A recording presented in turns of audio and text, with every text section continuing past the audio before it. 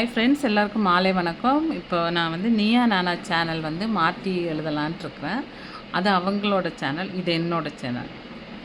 உன்னோடு நான் என்னோட நீன்றது என்னோட சேனல் தலைப்பு. ஃப்ரெண்ட்ஸ், எப்படின்றது வந்து பாருங்கள். உன்னோடு நான்ன்றது யார், என்னோட நீங்கிறது யாருன்னு பாருங்கள் ஃப்ரெண்ட்ஸ். இப்போ விடாமல் பேசிகிட்டு இருக்கிறாங்க. பப்பீஸை பற்றி தான் பேசிகிட்டு இருக்கிறாங்க. பப்பீஸால் நிறைய டிசீஸ் பரவுது. பப்பீஸை கொல்லணும், பப்பீஸை கொண்டு அடைக்கணும், பப்பீஸால் நிறைய இஷ்யூஸ் ஆகுது அப்படின்னு சொல்கிறாங்க. ஒன்று கேட்குறேன். இந்த பப்பீஸ் இல்லாமல் எல்லாத்தையும் அழிச்சிட்டு நீங்கள் நிம்மதியாக இந்த உலகத்தில் இருந்துருவீங்களான்னு மட்டும் எனக்கு சொல்லுங்கள் ஃப்ரெண்ட்ஸ்.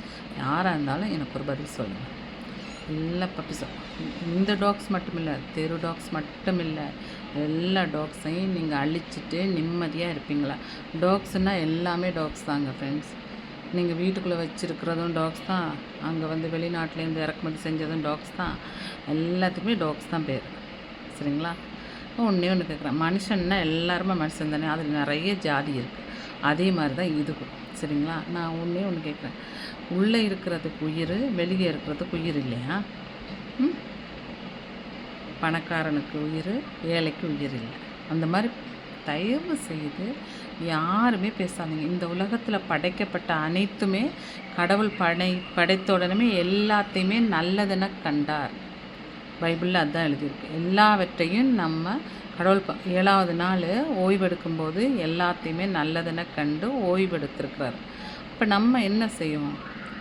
நான் ஒன்று கேட்குறேன். நீங்கள் ஒரு குழந்தைய அடிக்கிறீங்க, சும்மா அடிக்கிறீங்க. ஆனால் அந்த குழந்தைக்கு இது சரியாக அடிக்கிறாங்களா, தப்புக்கு அடிக்கிறாங்களா, எதுக்கு அடிக்கிறாங்கன்னே அதுக்கு தெரியாது. அது குழந்தை. அது உடனே அந்த ஸ்பாட்டில் கையை தூக்கும், இல்லை நவட்டை கடிக்கும். அப்படிலாம் கோவப்படுவாங்க குழந்தைங்க. ஏன்? அது மனிதனோட இயல்பு. ஒரு உயிரினத்துக்கு வந்து ஒன்று வலிக்கும்போது திருப்பி ரிட்டர்ன் வந்து என்ன பண்ணணும்னா அவங்களுக்கு தெரியவே தெரியாது. ஆனால் அது வந்து 5 அறிவு. நம்மளுக்கு எத்தனை அறிவு? 6 அறிவு. கடவுள் அழகாக நம்மளுக்கு எது சரி, எது தப்பு, எது நல்லது, எது கெட்டது, நம்ம ஏன் இப்படி இருக்கிறோம், எதுக்காக இப்படி இருக்கிறோன்னு சிந்திக்கக்கூடிய செயலாக்கத்தை நம்மளுக்கு கடவுள் கொடுத்துருக்குறாரு. ஏன் நம்ம அதை சிந்திக்கவே மாட்டேங்கிறோம்? ஏன் நம்ம அதை நல்லதுன்னு நினைக்கவே மாட்டேங்கிறோம்? ஒன்று கேட்குறேன். எத்தனை வெளிநாடுகளில் பாருங்கள், குழந்தைகளை நாய்க தான் பார்த்துக்குது, தெரியுமா? அவங்க வந்துட்டு எப்படி குழந்தைகள பாசமாக பார்த்துக்குறாங்கன்னா அதுக்கு பார்க்குது. அவங்களையும் அதே மாதிரி பார்த்துக்குறாங்க. அந்த வீட்டில் பப்பீஸையும் குழந்த மாதிரி தான் பார்க்குறாங்க. அது நினச்சிக்குது நம்ம கூட பிறந்தவங்கன்னா அதை நினச்சிக்குது. அந்த குட்டி பாப்பாவை அது நினச்சிக்குது. அதனால இவங்க அம்மா அப்பா எங்கேயாச்சும் போனால் இந்த குழந்தை வந்து, இந்த பப்பி வந்து அவங்க குழந்தைய பார்த்துக்குது. நான் சின்ன பிள்ளையில ஒரு கதை படித்தேன் ஃப்ரெண்ட்ஸ். படித்தேன்னா எனக்கு சொல்லி கொடுத்தாங்கன்னு நினைக்கிறேன். ஒரு வீட்டில் வந்துட்டு ஒரு கீரியை வளர்த்துருக்குறாங்க. அந்த கீரி வந்து இந்த அம்மா வேலைக்கு போயிடும். வேலைக்கு போயிட்டு வீட்டுக்கு வரும்போது இந்த குழந்தைய வந்து அந்த கீரி பிள்ளை தான் பார்த்துக்கிட்டே இருக்கும், சரிங்களா? அப்படியே இருக்கும்போது எங்கேயாவது கடைக்கு போனாலும் இந்த கீரி தான் இங்கேருந்து பார்த்துட்டே இருக்குமாமா அந்த குழந்தைய. அந்த அம்மா தொட்டிலில் கூட போட மாட்டாங்க, கீழே போட்டுட்டு போயிடுவாங்களாம். ஒரு நாள் அந்த அம்மா கடைக்கு போயிட்டு வரும்போது இந்த கீரிப்புள்ளியோட வாய் பூரா பிளட்டாக இருந்திருக்குது. அப்போ இந்த அம்மா என்ன நினச்சிருச்சு, ஐயோ நம்ம குழந்தைய கடிச்சிருச்சு, என்ன இருந்தாலும் அது புத்தியை காமிச்சிருச்சு அப்படின்னு சொல்லி அட்டின்னு அடித்து அந்த கீரியை ஒரு வழி பண்ணிட்டாங்க. அது சாகிற நிலைமைக்கு போயிடுச்சு. அதுக்கப்புறம் பார்த்தா குழந்தை உள்ள கத்துற சவுண்டு கேட்டோன்னே இந்த அம்மா ஓடி போய் பார்த்தா குழந்தை இருக்குது. குழந்தைய சுற்றி துண்டு துண்டா பாம்பு கடிச்சு போட்டிருக்குது. ஃப்ரெண்ட்ஸ், பார்த்தீங்களா அதனோட புத்தியை? பார்த்தீங்களா? அது வந்து சாப்பிட்ட சாப்பாட்டுக்கு வேலை பார்த்துருக்கு. ஓகே ஃப்ரெண்ட்ஸ், நான் என்ன சொல்கிறேன்னா, நம்ம வந்து பார்க்குற பார்வை தப்பு. நம்ம அதை வந்து நல்ல கண்ணோட்டத்தில் பாருங்களேன். அதோட ஃப்ரெண்டாக பழகுங்களா. ஒரு நாளைக்கு நீங்கள் ஒரு பேக்கெட் பிஸ்கெட், 3 ரூபா பேக்கெட் இல்லை 5 ரூபா பேக்கெட் பிஸ்கெட் இருக்கலாம். நீங்கள் சொல்கிறீங்களா வண்டியை துரத்துது, காரை துரத்துதுன்னு. அது எதுனாடி துரத்துது? அதுக்கு ஏதாவது நடந்திருக்கும். ஒன்று வண்டியில் யாராவது அடிச்சிருப்பாங்க, இல்லை கார்காரவங்க ஏதாவது அடிச்சுட்டு போயிருப்பாங்க. அது வந்து அது மைண்டில் இருக்கும். நம்ம மனுஷங்களே ஒருத்தரை வந்து மன்னிக்க மாட்டோம். இவங்க இப்படி செஞ்சாங்க அப்படி செஞ்சாங்க மனசில் இருந்துக்கிட்டே இருக்கும். அதுக்கு என்னங்க தெரியும்? அதுவும் அப்படி தான் நினச்சிக்குவோம். அப்போ நீங்கள் ஒரு நாளைக்கு இறங்கி 2 பிஸ்கெட் எடுத்து போடுங்க பார்க்கலாம். சாப்பிட்டு அடுத்த நாள் உங்கள் வண்டி எப்போ வரும்னு காத்துட்ருக்கும். உங்களுக்காக அதை வெயிட் பண்ணிகிட்ருக்கும். அது நன்றி உள்ள மிருகம். சரியா ஃப்ரெண்ட்ஸ்? நான் ஒன்றே ஒன்று சொல்கிறேன். இப்போ அது டிசிஷன் டிசிஷன் டிசு பரவுது, அது பரவுது, இது பரவுது, அது கடிக்குது பிடிக்குது அப்படி ஒன்றுமே இல்லை ஃப்ரெண்ட்ஸ். அது ஏதாவது டிசிஷன் பரவுதுன்னா அதுக்கேற்ற மாதிரி நம்ம மெடிசன் அதுக்கு கொடுக்கணும். இப்போ நம்மளுக்கு குழந்தை இல்லைன்னு சொல்கிறோம்ல, குழந்தை இல்லைன்னு டிவோர்ஸ் பண்ணிட்டு போயிடுவீங்களா எல்லோரும்? பண்ண முடியாதுல்ல. கல்யாணம் பண்ணி கொடுத்தாச்சு, இவங்க கூட தான் வாழணும்னு நம்மளுக்கு விதிச்சிட்டாங்க. அப்போ என்ன பண்ணுவீங்க? அவரில் தப்பு இருக்கா, நம்மளில் தப்பு இருக்கா, யார் மேலே தப்பு இருக்குன்னு நம்ம பார்த்து டாக்டரை போய் செக் பண்ணி அதுக்கப்புறம் அதுக்குரிய மெடிசனு இந்த மாதிரியெல்லாம் எடுத்து நம்ம உடம்பை பார்த்துக்கிறோம்ல ஃப்ரெண்ட்ஸ். அது மாதிரி தான் பப்பீஸுமே. அவங்களுக்கு ஏதாவது இப்போ நம்மளே இருக்கும், நம்மளுக்கு ஒரு நோய் வராது. கொரோனா எத்தனை பேர் செத்தோம், நம்ம எத்தனை பேர் போனாங்க. அது மாதிரி தான் இது ஒரு நோய் அதுக்கு வருதுன்னா அதுக்கு என்ன பண்ணணும்? நம்ம கிட்ட என்ன ஆவணங்கள் டாக்டர்கிட்ட போய் என்னென்ன அதுக்கு பண்ணணும், எப்படி பண்ணணும், என்ன மெடிசன் கொடுக்கலாம் சார், இந்த மாதிரி இருக்குது எங்கள் பப்பீஸ் எல்லாம். எந்த கவர்மெண்ட் ஹாஸ்பிட்டலில் போய் நம்ம கேட்டாலும் அவங்க கரெக்டாக நம்மளுக்கு சொல்லுவாங்க, இல்லைன்னா நம்மளுக்கு சப்போர்ட் பண்ணுவாங்க. நம்ம தான் ஒன்றுமே செய்கிறது இல்லையே. இப்போ டாக்டர் அங்கே தான் இருப்பாங்க, டெய்லி நம்ம ரவுண்ட் அடிச்சுட்டே இருப்பாங்களா நம்ம ஏரியாக்கெல்லாம். நம்ம தான் பொதுமக்களை என்ன பண்ணணும், நம்ம ஏரியாவில் இருக்கிற பப்பீஸுக்கு ஏதாவது உடம்பு சரியில்லையா, அதை யாரையாவது துரத்துதா இல்லை கடிக்குதா ஏதாவது பண்ணுதான்னு சொல்லிவிட்டு டக்குன்னு போய் நம்ம டாக்டர்கிட்ட சொல்கிறோம். அவங்க பார்க்குறாங்க, இல்லைன்னா முனிசிபாலிட்டியில் சொல்கிறோம், அவங்க பார்க்குறாங்க, அதுக்கு என்ன பிரச்சனைன்னு பார்க்குறாங்க, அதுக்கேற்ற மாதிரி அவங்க அதே இடத்துல கொண்டு விடுறாங்க இன்ஜெக்ஷன் பண்ணி. அந்த மாதிரி நம்ம பண்ணலாம், அது தப்பு இல்லை. ஆனால் நம்ம என்ன பண்ணுறோம், நம்மளாம் ஆயுதத்தை கையில் எடுக்கிறோம். அப்படி ஆயுதத்தில் நம்ம கையில் எடுக்கிற மாதிரி இருந்தால் எத்தனை வீட்டில் எத்தனை பிள்ளைகளை கற்பழிச்சிருக்கிறானுங்க, எத்தனை பிள்ளைகளை கொலை பண்ணியிருக்கிறாங்க, எத்தனை பேரோட செயினை பறிச்சிருக்கிறாங்க. அப்போ அதுக்கெல்லாம் நம்மளே போய் அவனை அடித்து பிடிச்சி கொலை பண்ணலாம்?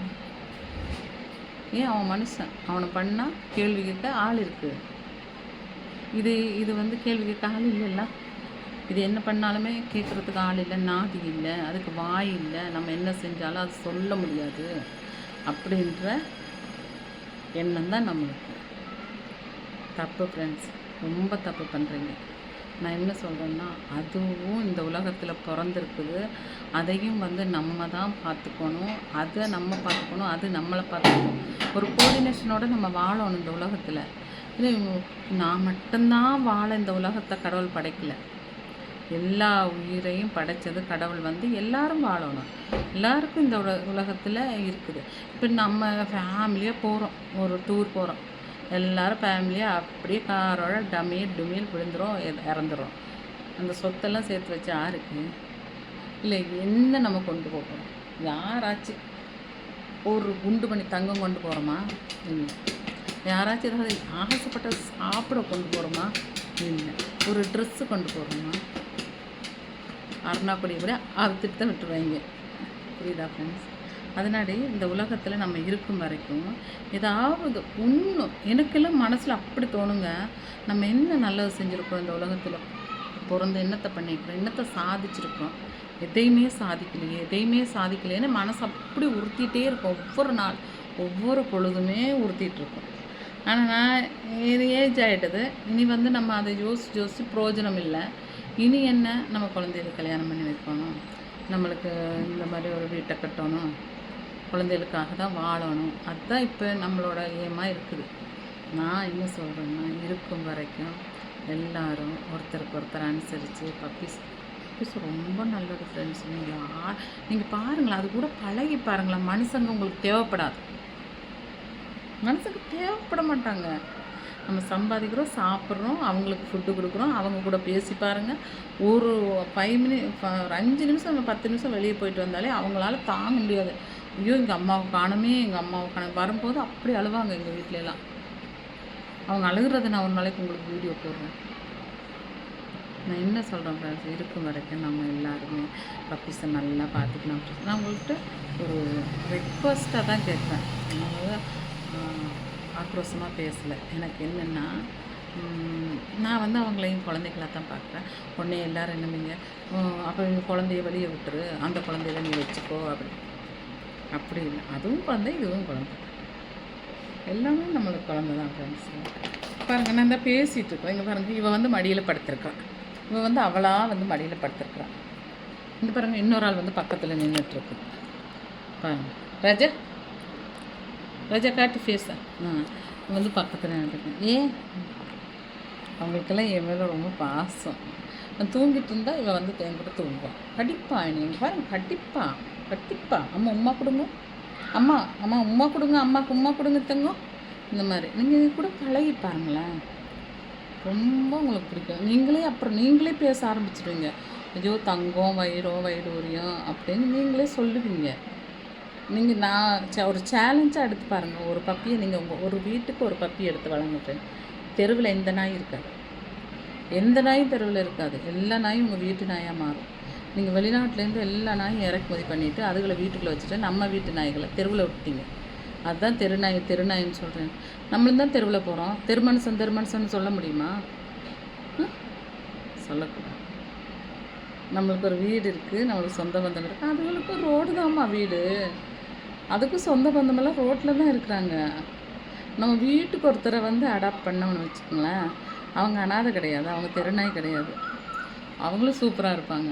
ஓகே ஃப்ரெண்ட்ஸ், உங்களுக்கு பிடிச்சிருந்தால் லைக் பண்ணுங்கள், ஷேர் பண்ணுங்கள், கமெண்ட் பண்ணுங்கள். ரொம்ப நன்றி ஃப்ரெண்ட்ஸ். எல்லோரும் நான் சொன்னதை கொஞ்சம் மனசில் எடுத்துக்கணும். Okay friends, bye, see you.